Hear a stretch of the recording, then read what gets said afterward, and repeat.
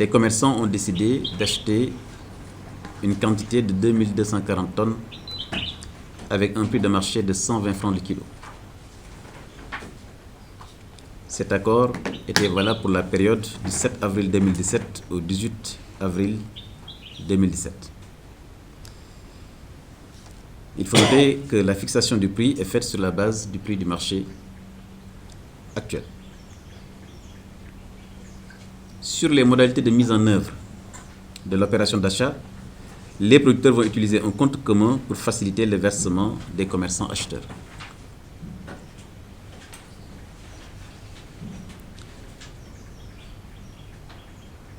Pour les besoins de la traçabilité des achats, il est fait obligation de lettres de voiture pour chaque camion. Les lettres de voiture doivent porter les mentions signature du responsable de centre de collecte, des services de l'ARM et de la direction du commerce intérieur ou de la SAID ou de la gendarmerie.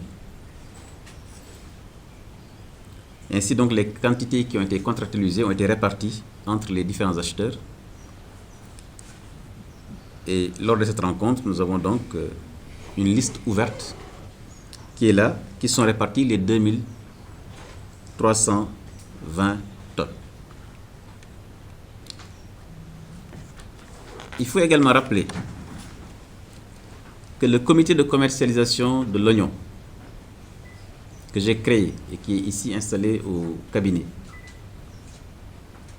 ce comité est ouvert à tous Sénégalais et à toutes Sénégalaises qui souhaitent acheter de l'oignon.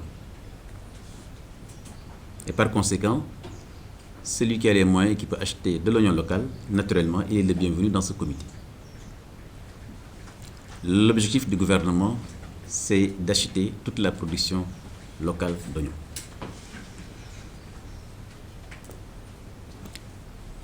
Les lettres de voiture sont obligatoires. Elles s'appliquent, donc, ces lettres de voiture, à tout acteur du commerce qui veut exercer dans le secteur de l'oignon.